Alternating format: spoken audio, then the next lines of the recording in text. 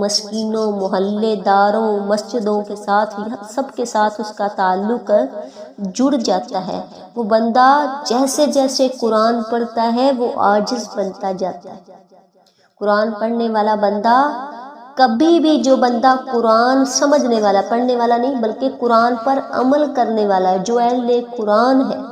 اگر قرآن اس کے دل کے اندر اترتا ہے، اگر قرآن اس کی روح کے اندر اترتا ہے، وہ بندہ کبھی بھی تکبر نہیں کرے گا،